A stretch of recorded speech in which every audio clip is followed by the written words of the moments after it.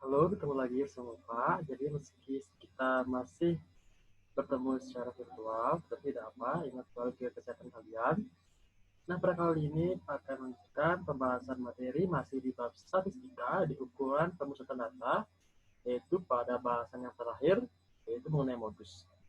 Nah, seperti apa itu modus dan bagaimana cara kita mencari nilai modus pada data tunggal dan juga berkelompok. Nah, sekarang Pak akan menjelaskan materi tersebut.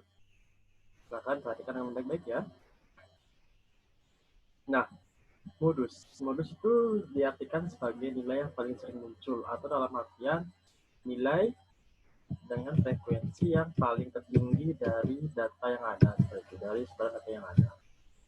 Nah, jadi ini pengertiannya yang Pak sampaikan tadi, yaitu modus merupakan suatu nilai yang paling sering muncul atau nilai yang dengan mempunyai frekuensi tertinggi.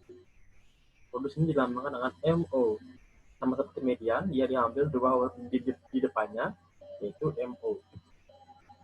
Nah, yang pertama Pak akan jelaskan modus data tunggal. Jadi sekelompok data tunggal yang telah diurutkan, jadi kuncinya itu sama seperti median, kita harus mengurutkan datanya terlebih dahulu dari yang terkecil ke yang terbesar. Setelah terurut, baru kita melakukan penyelesaiannya. Nah, kita lihat di sini, data yang terurut adalah seperti ini. Nah, sekarang kita lihat nilai berapa yang paling sering muncul atau nilai berapa yang paling banyak terlihat di sini. Tentu 5, yaitu sebanyak 4 kali. Maka dari itu, modus dari data ini adalah 5. Harus mudah bukan? Ya, ini merupakan cara menentukan nilai modus untuk data tunggal. Jadi tinggal mencari yang mana paling banyak muncul, tentunya datanya harus terurut terlebih dahulu. Tidak boleh teracak. Atau bisa juga kalian menyajikannya dalam bentuk tabel distribusi frekuensi supaya lebih mudah menentukan melihat yang mana frekuensinya paling besar. Itulah modusnya. Seperti ini, 5 frekuensinya itu adalah 4, sehingga jelas 5 itu merupakan modus dari data tersebut. Kemudian yang kedua untuk modus data berkelompok. Nah, ini Pak akan kenalkan rumusnya. MU sama dengan L kapital, sama seperti ini median. L itu merupakan tepi kelas bawah kelas modus. Ditambahkan dengan D1, dibagi dengan D1 ditambahkan dengan D2 dikalikan dengan P. L merupakan tepi bawah kelas modus. D1 merupakan selisih frekuensi kelas modus dengan kelas sebelumnya. D2 merupakan selisih frekuensi kelas modus dengan kelas sesudahnya. P merupakan panjang kelas.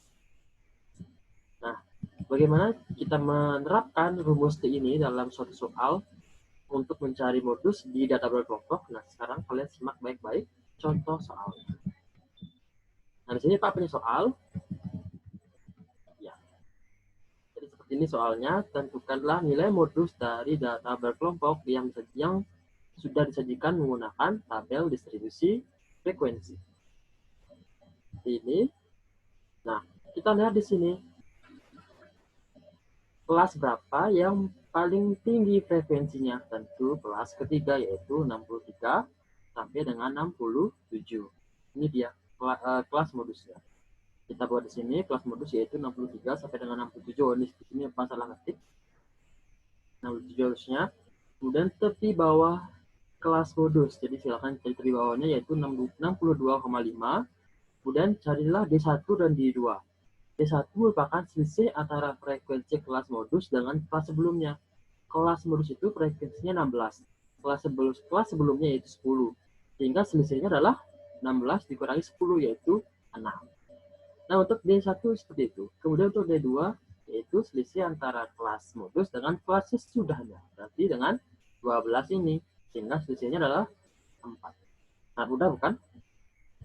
Kemudian setelah itu menentukan panjang kelas, sama seperti di median, caranya sangat gampang, bisa menggunakan jari, yaitu 63, 64, 65, 66, 67. Sehingga P-nya atau panjang kelasnya adalah 5. Gitu.